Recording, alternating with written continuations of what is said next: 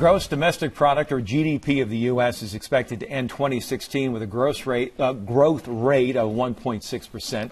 GDP is a primary indicator of the health of the economy. And Todd Lane, the CEO with Coast Credit Union, joins us with some insights here. So when you hear GDP, growth rate of 1.6%, as somebody who works in finance, is that a good or bad thing? I think that's bad. It's pretty anemic. We've seen a decade of 1.6, 1.5% to 2.5%. It's anemic. It's not enough. Help me understand this in terms of just the overall, an economic lesson here. We always look toward the economy to grow, and not somebody who has really studied economics other than what was required right in college.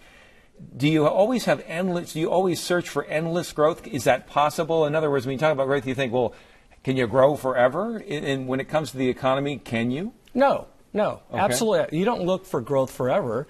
And those periods where you don't have growth, it's called a recession. Okay. But what we have is long-term anemic growth, very, very low compared to historical standards.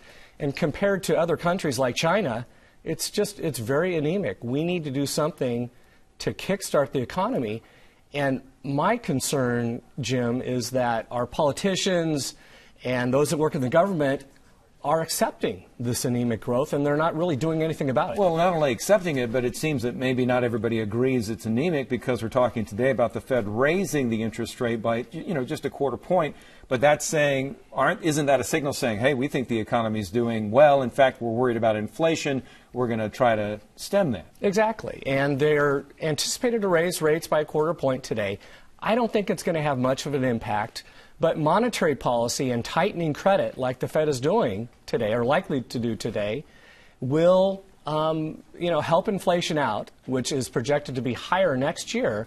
But it's not going to do much, honestly, in terms of slowing down the economy. It's still anemic growth.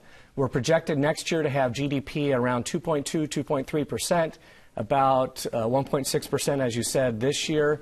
It's simply not enough. What can politicians do to spur the economy and change anemic growth? It seems to me isn't that up to just business? It's almost like this invisible hand at work where no one entity can do anything. It's like the attitude of the country almost. You're right. It is up to business, but there is fiscal stimulus that the government can do and our politicians can do. And in fact, Donald Trump has talked a little bit about this. He's talked about a tax cut. He's talked about infrastructure spending, $1 billion on infrastructure, and he's talked about deregulation, or at least slowing down regulation. Those are things that are all friendly to business that would spur us to invest more in our economy, build inventories, build factories, build buildings, those sorts of things that would help that GDP growth. Raising the interest rate typically has the opposite effect. People pull back. They don't want to borrow as much money. Do you see, though, an increase in people looking to get a loan when they start to hear these rumors and, oh, the Fed's going to do this, I got to get that lower interest rate, we got to lock this loan today? Absolutely, and we've seen that at our credit union in California Coast.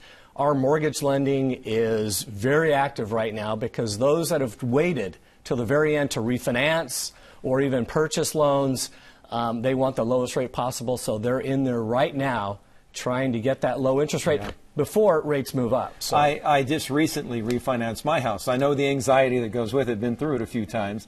If you don't make the exact cutoff date, I've learned, you just still have the option, if you want that lowest base bar rate, you can buy it down, right? That's right. That's right. You can pay points and get the lowest rate possible. So there's some things you can do. There's some good rates still out there. I'm not too worried. I haven't refinanced yet.